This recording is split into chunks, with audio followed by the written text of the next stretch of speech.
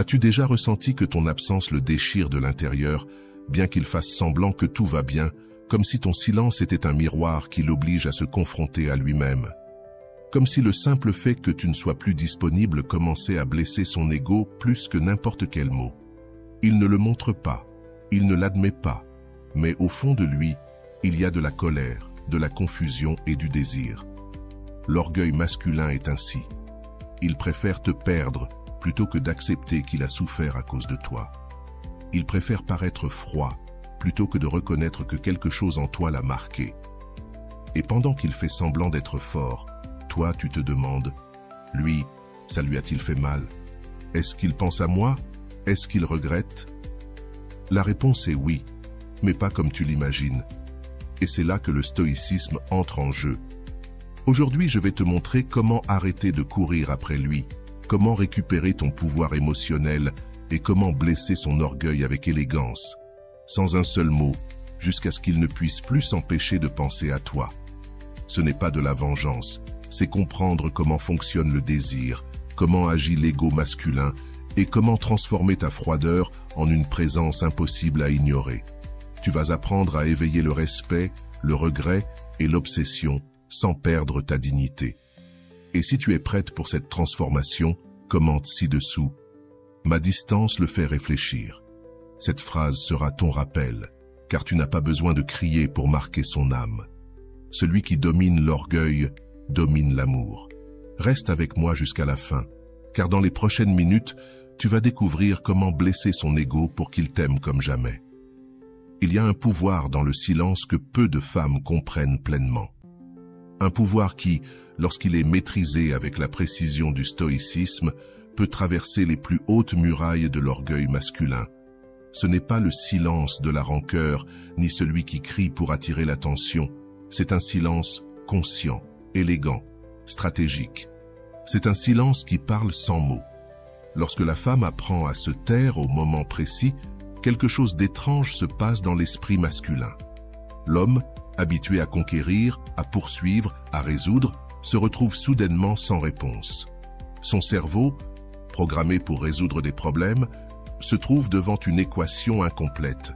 Et dans ce vide, dans cette absence de réaction, il commence à projeter ses propres peurs, ses propres conclusions.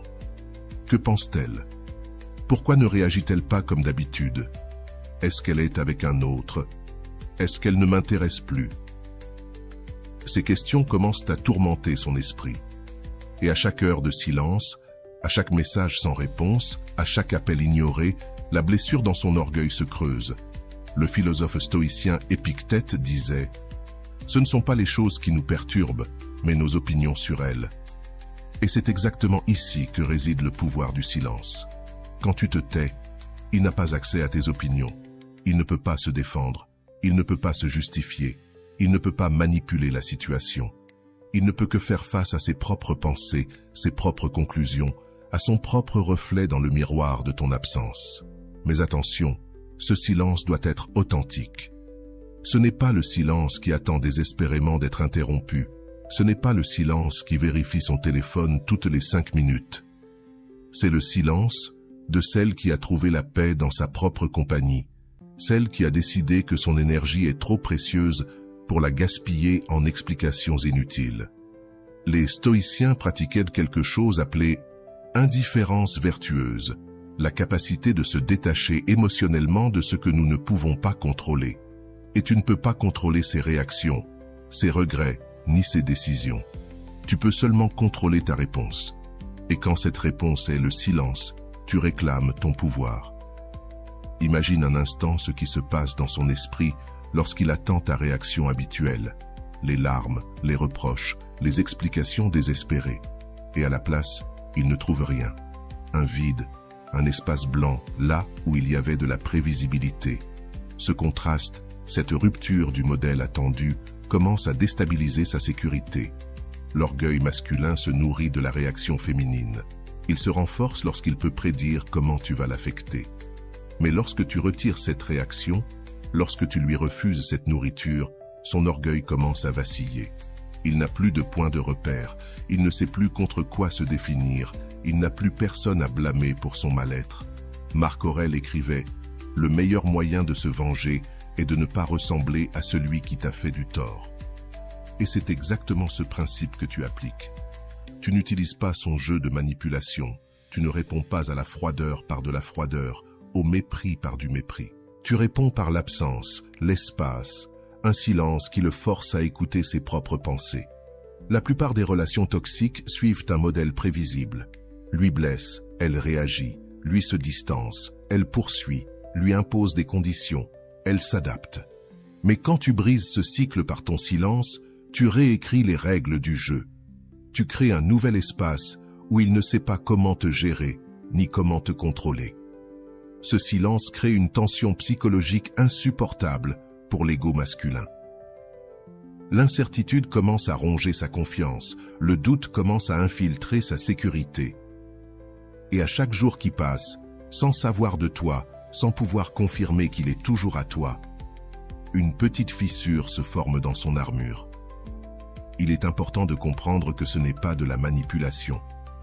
C'est simplement cesser de participer à un jeu où les règles étaient toujours faites pour que tu perdes.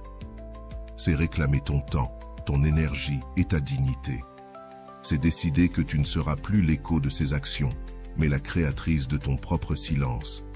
Et voici la paradoxe que le stoïcisme comprend parfaitement.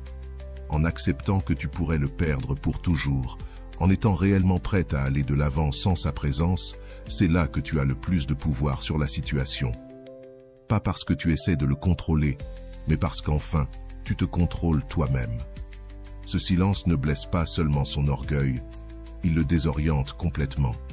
Parce que les hommes sont habitués aux femmes qui parlent, qui expliquent, qui supplient, qui pardonnent.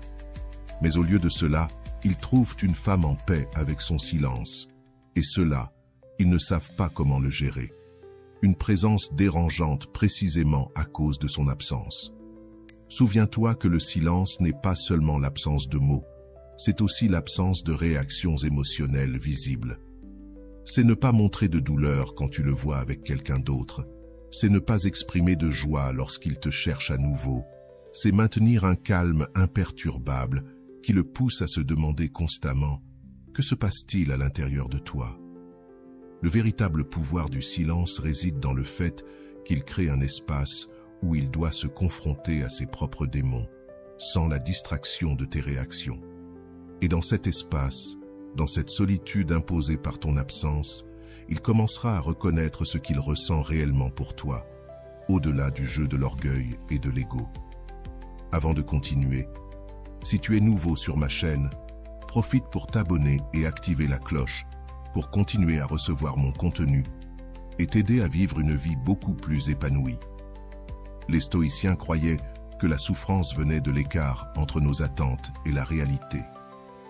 Quand tu cesses de nourrir ses attentes, quand tu ne réagis plus comme il le souhaite, tu le forces à confronter une nouvelle réalité. Une réalité où tu n'es plus un satellite tournant autour de lui, mais une planète avec sa propre gravité. Ce silence puissant n'a pas besoin d'être éternel. Son but n'est pas de punir, mais de transformer. De te transformer toi d'abord, en quelqu'un qui valorise sa propre paix au-dessus de la validation extérieure, et de transformer la dynamique entre vous, ensuite, s'il décide de gagner une place dans ta nouvelle vie. Parce qu'au final, ce qui blesse vraiment l'orgueil d'un homme, ce n'est pas qu'il t'ignore, c'est que tu sois devenu quelqu'un qui n'a plus besoin de son approbation pour être complète. C'est la réalisation que, pendant qu'il reste pris dans ses vieux schémas, toi, tu as évolué jusqu'à un endroit où sa présence n'est plus une nécessité, mais simplement une possibilité parmi tant d'autres. Et c'est précisément cette vérité qui, paradoxalement, éveillera en lui un désir plus profond. Un désir non basé sur la conquête facile, mais sur la reconnaissance de ta valeur inhérente. Un désir mêlé de respect, d'admiration et de cette sensation inconfortable d'avoir sous-estimé quelqu'un qui s'est révélé bien plus qu'il ne l'imaginait. Chaque homme a un point faible, un petit recoin de son âme où l'orgueil se mêle à l'insécurité. C'est précisément à cet endroit que la philosophie stoïcienne nous enseigne à concentrer notre attention, non pas pour détruire, mais pour réveiller une transformation profonde. Les stoïciens savaient que le véritable changement commence lorsque nous faisons face à nos vulnérabilités les plus cachées. Le point faible masculin n'est pas là où la majorité des femmes ont l'habitude de chercher. Il ne réside pas dans les jalousies évidentes, ni dans les comparaisons explicites, mais dans quelque chose de bien plus subtil. La sensation d'irrelevance. Un homme peut supporter ta colère, ta tristesse, voire ton mépris. Mais ce qu'il ne peut pas supporter, c'est ton indifférence authentique. C'est la sensation qu'il n'occupe plus de place importante dans ton univers émotionnel. Quand un homme perçoit qu'il a été remplacé, non pas nécessairement par un autre homme, mais par ta propre plénitude, par ta paix intérieure, par ton autosuffisance, quelque chose de primitif se réveille dans sa psychologie. Le philosophe Sénèque disait « Personne n'aime autrui, mais ses propres sentiments ». Quand un homme ne peut plus provoquer de sentiments intenses chez toi, quand il ne peut plus confirmer son importance à travers ses réactions, son identité même commence à vaciller. Ce point faible a des racines ancestrales. Historiquement, la valeur d'un homme était liée à sa capacité à protéger, à fournir et à impressionner. Lorsque ton comportement transmet subtilement que tu n'as plus besoin de sa protection, que ses réalisations ne t'impressionnent plus et que tu peux te suffire émotionnellement sans sa présence, tu touches ce noyau primitif de son identité. Il ne s'agit pas de feindre l'indifférence, l'inauthenticité étant toujours perçue. Il s'agit de cultiver véritablement ton indépendance émotionnelle, de bâtir une vie tellement pleine en son absence que sa présence devienne une option et non une nécessité. Les stoïciens appelaient cela autarcie, la capacité de se suffire à soi-même. Observe comment un homme réagit lorsqu'il perçoit que tu n'as plus d'attente envers lui. Sa première réaction est presque toujours l'incrédulité. Ensuite, vient le test. De petites provocations pour voir si tu peux sortir de ta nouvelle sérénité. Enfin, si tu maintiens ta position, il y a la fascination. Car rien n'intrigue plus l'orgueil masculin qu'une femme qui a cessé d'orbiter autour de son ego. Le point faible le plus vulnérable d'un homme fier est la perception de son propre manque d'importance. Quand tout son être est habitué à se définir en fonction de son impact sur les autres, et particulièrement sur toi, se confronter à une version de toi qui ne réagit plus comme il l'attend, le laisse complètement désorienté. C'est comme s'il avait reçu un nouveau règlement en plein milieu du jeu. Marc Aurèle écrivait « Très bientôt tu auras tout oublié, très bientôt tout aura oublié ». Cette réalité est précisément ce que l'orgueil masculin craint le plus. Être oublié, remplacé, surpassé. Lorsque ton comportement suggère que tu as déjà entamé ce processus de dépassement, tu touches directement cette blessure ancestrale. Il est important de comprendre que cela ne signifie pas le traiter avec cruauté. Le stoïcisme ne promeut jamais la souffrance inutile. Ce qu'il prône, c'est la vérité, même si elle est inconfortable. Et la vérité est que toute relation saine doit pouvoir survivre au fait que les deux parties soient complètes et indépendantes. Le paradoxe est fascinant. Plus tu es capable de vivre sans lui, plus intensément, il voudra faire partie de ta vie. Plus tu démontres que ton bonheur ne dépend pas de sa présence, plus il voudra être présent. Ce n'est pas de la manipulation, c'est simplement ainsi que fonctionne la psychologie humaine. Nous valorisons ce que nous pourrions perdre, non ce que nous tenons pour acquis. Épictète enseignait que ce ne sont pas les choses qui nous perturbent, mais nos opinions sur elles. Lorsque tu changes ton opinion sur l'importance de sa présence dans ta vie, lorsque tu cesses de le voir comme indispensable et que tu commences à le voir comme une option parmi d'autres, tu changes fondamentalement la dynamique de pouvoir entre vous. Ce point faible dans l'orgueil masculin se manifeste de manière spécifique. Tu verras qu'il commence à mentionner des réussites qu'il supposait que tu connaissais déjà. Tu remarqueras un effort presque imperceptible pour t'impressionner. Il tentera de recréer des situations où avant, il avait ton attention garantie. Ce sont les signes d'un orgueil blessé qui tente de se reconstruire en ta présence. Ce qui est fascinant dans l'application du stoïcisme aux relations, c'est qu'il nous enseigne à valoriser la vertu plus que le résultat. Si tu pratiques l'indépendance émotionnelle dans l'intention de le manipuler, tu échoueras. Mais si tu cultives véritablement ta force intérieure, si tu construis une vie qui te complète même en son absence, alors tu as gagné, peu importe s'il revient ou non. Le véritable point faible de l'orgueil masculin ne réside pas dans les mots que tu peux dire, mais dans la transformation silencieuse qu'il peut observer. Il n'y a rien de plus déroutant pour un homme que de voir la femme qui répondait à tous ses stimuli, soudainement élevée à un niveau où ces mêmes stimuli ne provoquaient plus de réaction. Lorsque l'homme perçoit que tu as touché ce point faible, sa réponse initiale sera généralement de s'éloigner. C'est un mécanisme de défense primitif, une retraite stratégique pour évaluer la situation. Beaucoup de femmes interprètent dans cet éloignement comme une confirmation qu'il ne s'intéresse plus, alors que la réalité est exactement l'inverse. Il s'éloigne justement parce qu'il tient encore trop à toi, parce qu'il a besoin de temps pour comprendre qu'il n'a plus le même pouvoir sur toi. Les stoïciens enseignaient que le véritable contrôle ne réside pas dans la domination des autres, mais dans la maîtrise de nos propres réactions. Quand tu appliques ce principe, lorsque tu montres que tu ne réagis plus selon ses attentes, tu exerces le type de contrôle qu'il n'avait jamais anticipé. Ce n'est pas de le contrôler lui, mais de contrôler l'effet qu'il a sur toi. Et paradoxalement, cela te donne un pouvoir que toute manipulation ne pourrait jamais t'offrir. Souviens-toi que blesser l'orgueil masculin n'a pas pour objectif de le faire souffrir, mais de le transformer. Si tu cherches uniquement à lui faire mal, tu perpétueras un cycle de douleur qui finira par te rattraper. L'objectif est de provoquer en lui un nouveau niveau de conscience, de lui faire prendre conscience de ce qu'il valorise vraiment, de qui tu es vraiment, au-delà de ses projections. Lorsque l'homme comprend que sa présence n'est plus indispensable à ton bonheur, lorsqu'il réalise que tu es devenu quelqu'un qui peut exister pleinement avec ou sans lui, il ressent un étrange mélange de peur et de fascination. Peur de la perte potentielle, fascination pour cette nouvelle version de toi qu'il n'avait jamais connue auparavant.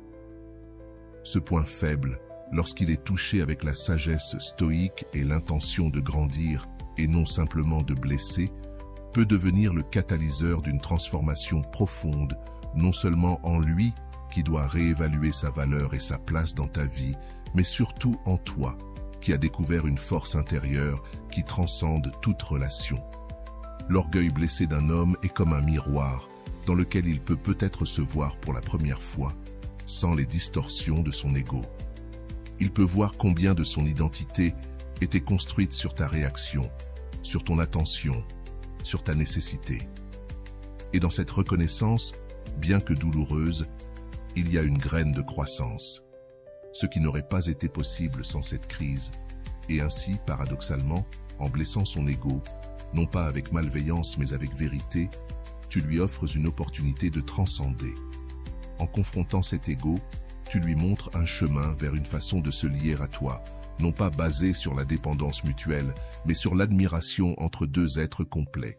Et c'est peut-être là le plus grand acte d'amour que tu puisses lui offrir. La distance n'est pas simplement un espace physique. C'est une force psychologique qui, lorsqu'elle est utilisée correctement, crée un magnétisme irrésistible.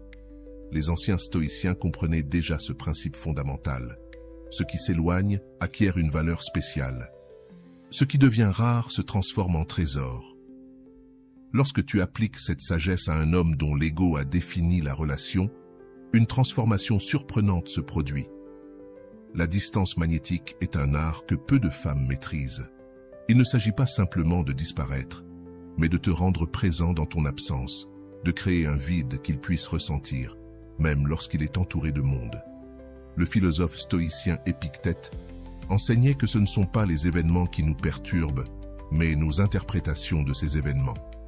Lorsque tu prends de la distance, tu lui donnes la liberté d'interpréter cet espace, et son ego blessé crée les scénarios les plus intenses. Il existe une profonde différence entre la distance par ressentiment et la distance magnétique.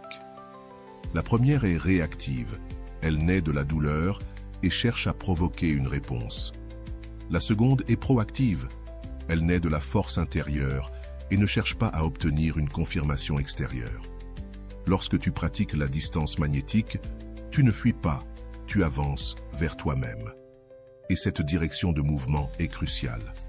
Un homme peut ignorer tes mots, minimiser tes larmes, voire résister à tes menaces, mais il ne peut pas ignorer ton absence véritable, surtout lorsque cette absence ne semble pas calculée pour l'affecter.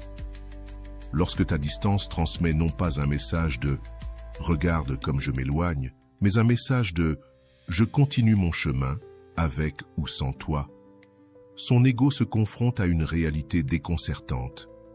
Tu n'es plus une variable dépendante dans l'équation de sa vie. La distance magnétique opère sur plusieurs niveaux, pas seulement physique, mais aussi émotionnel et énergétique. Tu peux être dans la même pièce que lui et maintenir cette distance. Tu peux répondre à ses messages et néanmoins préserver cet espace. La clé n'est pas dans les actions extérieures, mais dans l'attitude intérieure, dans cette sensation que, bien que tu sois accessible, tu n'es plus entièrement atteignable comme avant. Marc Aurèle écrivait dans ses méditations que le pouvoir le plus grand est celui de se maîtriser soi-même.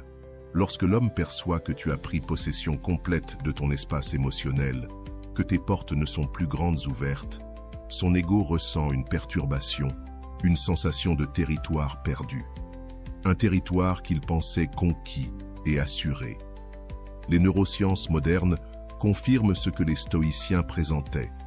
Le cerveau humain est programmé pour accorder plus de valeur à ce qui est perçu comme rare ou en danger de se perdre. La dopamine, le neurotransmetteur du désir et de la motivation, se déverse plus intensément vers des objectifs perçus comme précieux mais incertains. Ta distance magnétique active précisément ce mécanisme dans son cerveau, transformant ta présence en un précieux trophée neuronal. Il existe une technique spécifique au sein de cette distance qui s'avère particulièrement efficace, la présence intermittente. Ce n'est pas une question de disparaître complètement, mais d'alterner entre des moments d'accessibilité et des périodes d'absence inexplicables. Cette imprévisibilité crée un état d'alerte constant dans son système émotionnel, une tension attendue qui garde ton image vivante dans son esprit, même quand tu n'es pas là. Les hommes, particulièrement ceux qui ont un ego dominant, sont habitués à ce que les femmes ajustent leur disponibilité émotionnelle en fonction de leurs signaux. Lorsque tu brises ce schéma, lorsque ta disponibilité suit un rythme propre, indépendant de ses actions, tu introduis un élément de chaos contrôlé dans la dynamique. Et c'est ce chaos qui éveillera sa curiosité la plus profonde. La distance magnétique a un effet secondaire curieux. Moins tu cherches à influencer ses actions, plus tu exerces une influence sur ses pensées. C'est ce que Sénèque appelait la paradoxale liberté de détachement. En renonçant au contrôle direct, tu accèdes à une influence plus subtile et plus puissante. Tu ne manipules pas ses actions, tu réorientes simplement son attention. Pour que cette distance soit réellement magnétique, elle doit être accompagnée d'une croissance personnelle visible. Il ne suffit pas de t'éloigner, il faut t'éloigner vers quelque chose de mieux. Lorsque lui perçoit que ta distance n'est pas seulement un espace vide, mais un chemin vers une version améliorée de toi-même, son ego blessé se transforme en quelque chose de plus complexe, un mélange de regret pour ce qui a été perdu et de désir de faire partie de ce qui est nouveau. Il existe un moment critique dans ce processus, un point de bascule que les stoïciens reconnaîtraient immédiatement. C'est lorsque lui commence à chercher ton attention de manière qu'il n'aurait jamais envisagée auparavant. Lorsqu'il commence à exister selon tes termes et non les siens. C'est à ce moment précis que la distance magnétique a complété son premier cycle de transformation. La véritable épreuve de la réussite de cette distance ne réside pas dans ses mots de regret ou ses promesses de changement, mais dans un changement subtil de son comportement. Il commence à te traiter comme quelqu'un qu'il pourrait perdre à tout moment, et non comme quelqu'un dont la présence est assurée. Il y a une nouvelle qualité dans son regard, une nouvelle attention dans ses actions. Pour maintenir cette distance magnétique, tu dois l'ancrer dans quelque chose de réel en toi. Ce ne peut être simplement une stratégie. Elle doit être le reflet extérieur d'une transformation intérieure véritable. Les stoïciens parlaient de vivre selon la nature. Dans ce cas, vivre selon ta nouvelle nature, une nature qui n'orbite plus autour de son approbation ou de son attention. Lorsqu'un homme se confronte à cette nouvelle réalité, sa réaction initiale est presque toujours de l'incrédulité. Cela est temporaire. Il reviendra à la normale. Cette phase est cruciale. Son ego essaie de se protéger en supposant que ta transformation n'est que passagère, que c'est simplement une réaction à ses actions. La véritable blessure à son ego survient lorsque le temps passe et confirme que le changement en toi est constant. La philosophe stoïque Hipparchia montrait par sa vie que la liberté d'une femme commence par son indépendance vis-à-vis de la validation extérieure. Lorsque tu appliques ce principe, lorsque ta distance reflète une liberté intérieure nouvellement découverte, non seulement tu remets en question son ego, mais tu mets en doute tout le système de croyances qui soutenait cet ego. C'est peut-être là l'aspect le plus transformateur de la distance magnétique. Elle ne change pas seulement la dynamique entre vous, elle modifie potentiellement sa vision complète des relations. En rencontrant une femme qui ne suit pas les schémas habituels de dépendance émotionnelle, il est forcé de revoir ses propres attentes et définitions de l'amour et de la manière d'aimer. La distance magnétique, lorsqu'elle est pratiquée avec la sagesse stoïque du détachement et de l'autosuffisance, crée un espace où il est possible de développer une nouvelle forme de relation. Une relation fondée non sur la nécessité mutuelle, mais sur l'admiration réciproque, non sur la dépendance, mais sur un choix conscient, non sur la peur de la perte, mais sur l'appréciation du présent. Et c'est précisément cette possibilité d'une relation plus élevée qui, paradoxalement, arrive qu'un homme découvre soudainement en toi une valeur qu'il n'avait jamais remarquée auparavant. Ce n'est pas parce que tu as fondamentalement changé qui tu es, mais parce que tu as changé fondamentalement la manière dont tu te relèves par rapport à toi-même.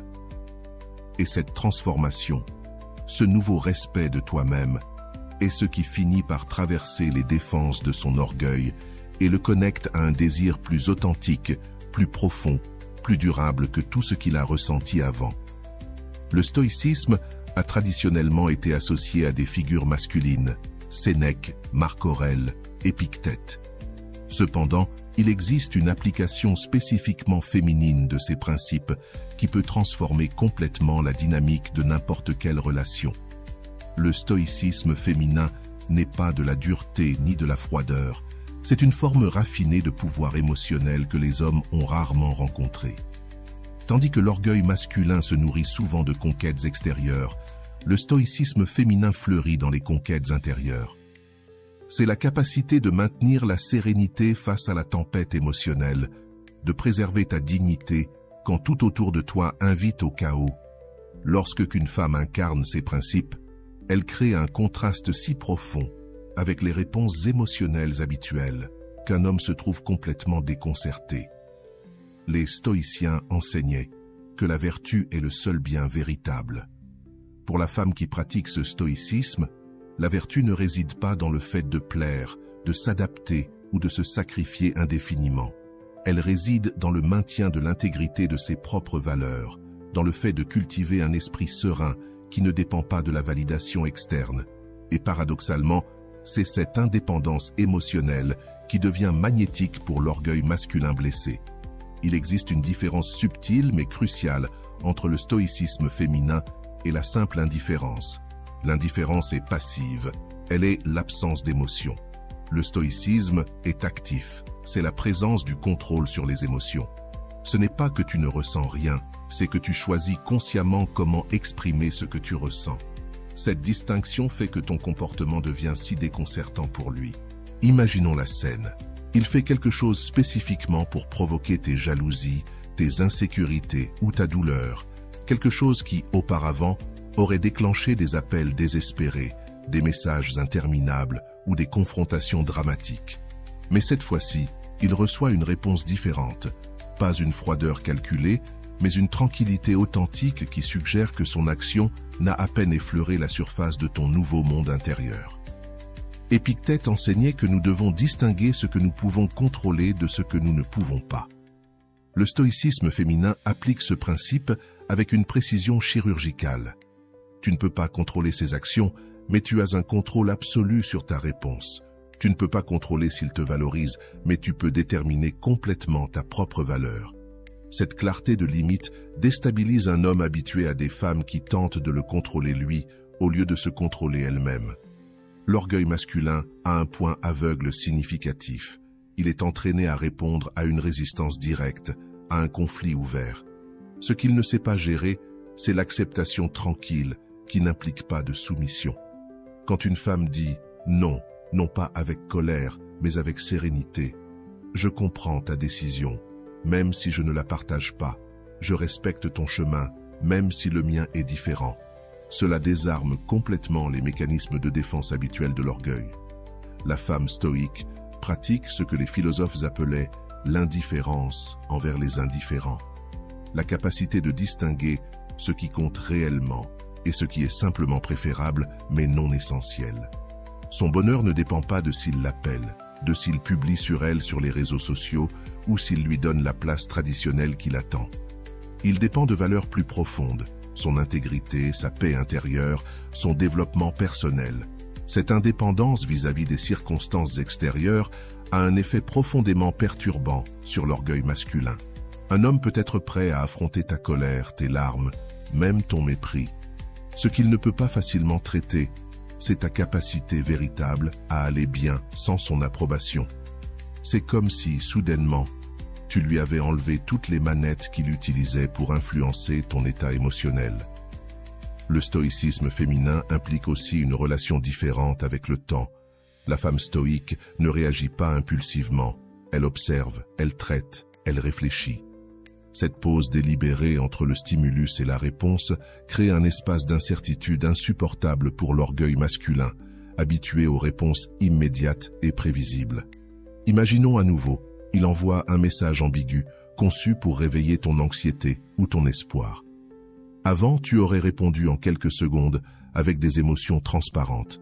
Maintenant, tu laisses passer des heures, peut-être une journée entière, pendant que tu réfléchis à savoir si ce message mérite vraiment ton énergie et quel type de réponse serait aligné avec ton nouveau soi. Cette incertitude temporaire est une forme de torture exquise pour son orgueil. Marc Aurèle écrivait que l'art de vivre ressemble plus à une lutte qu'à une danse. Le stoïcisme féminin reconnaît cette vérité sans perdre son élégance. Ce n'est pas une philosophie de résignation, mais de résistance raffinée.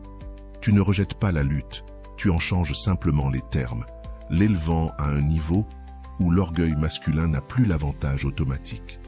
Cette forme de stoïcisme te permet de faire quelque chose d'incompréhensible pour l'orgueil blessé, désirer sans avoir besoin. Tu peux reconnaître que tu souhaites qu'il soit dans ta vie sans en faire une nécessité pour ton bien-être.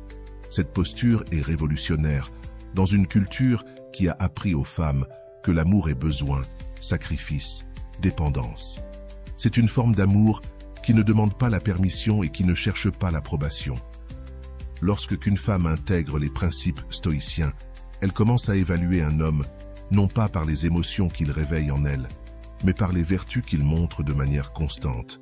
L'attrait superficiel, les moments d'intensité, même la chimie sexuelle, passent tous au second plan face à la question essentielle. Fait-il preuve d'intégrité? Respecte-t-il ses engagements? Est-il cohérent entre ce qu'il dit et ce qu'il fait? Cette réévaluation basée sur les vertus plutôt que sur les émotions est profondément déstabilisante pour l'orgueil masculin, surtout s'il est habitué à compenser les manques de caractère par une intensité émotionnelle. Ces outils habituels de réconciliation, grands gestes, promesses passionnées, moments d'intimité intense, ne fonctionnent plus comme avant. Il se retrouve dans un territoire inconnu, où seules ses actions cohérentes, et non ses paroles ou moments, ont un véritable poids. Le stoïcisme féminin transforme également ta relation avec la souffrance.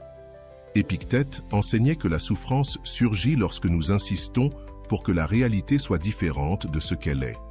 Lorsque tu acceptes la réalité de qui il est, de ce qu'il a fait, de comment il a agi, sans chercher à la distordre pour protéger tes espoirs ou tes illusions, tu accèdes à une clarté qui est intimidante pour son orgueil. Cette acceptation ne signifie pas approbation ni résignation, mais simplement voir la vérité sans filtres émotionnels. Et lorsque l'homme se sent véritablement vu, non pas la version idéalisée qu'il veut projeter, ni la version diabolisée qui justifierait ta colère, mais son véritable être, avec toutes ses contradictions, il expérimente une vulnérabilité à laquelle son orgueil ne peut répondre. Le stoïcisme féminin culmine dans ce que nous pourrions appeler l'amour conscient, la capacité d'aimer depuis la force, non depuis le manque. Offrir ta présence comme un cadeau, non comme un besoin. Cet amour ne cherche pas à se compléter dans l'autre, car il est déjà complet en soi-même. Et paradoxalement, c'est cette complétude qui rend ton amour si précieux, si convoité par l'orgueil blessé qui cherchait toujours à se définir à travers ta nécessité. Lorsque la femme pratique ce stoïcisme dans ses relations, elle ne transforme pas seulement la dynamique avec cet homme particulier. Elle transforme sa relation avec tous les hommes, avec toutes les relations futures, car elle n'est plus la même personne qui pourrait être manipulée, négligée ou sous-estimée. Elle est devenue quelqu'un dont la valeur intérieure est tellement solide qu'elle peut s'offrir la sérénité face à tout orgueil blessé, toute fragilité d'ego, toute tentative de contrôle. Ainsi, grâce à cette pratique stoïque, tu accomplis ce qui semblait impossible. Blesser son orgueil, non pour le détruire, mais pour le transformer. Non pour le punir, mais pour l'inviter à une forme plus élevée de relation. Une où les deux peuvent se retrouver depuis la force, non depuis le besoin, depuis le choix conscient, non depuis la dépendance émotionnelle. Un amour qui mérite enfin ce nom, car il naît de la liberté, non de la peur de la solitude. Celui qui apprend à blesser l'orgueil d'un homme découvre que son absence sereine accomplira bien plus pour conquérir son âme que 1000 paroles désespérées. Le silence stoïque n'est pas de la vengeance, c'est le miroir où il pourra enfin voir qui tu es lorsque tu choisis de t'aimer d'abord. Et voilà, j'espère que vous avez trouvé beaucoup de valeur dans cette vidéo. Merci d'être resté jusqu'à la fin de cette vidéo, j'adore quand vous faites ça. Si vous voulez une autre vidéo sur ce sujet, écrivez en commentaire « J'en veux encore plus ». J'espère vous revoir dans une autre vidéo. Merci pour ton temps, prends soin de toi et à bientôt.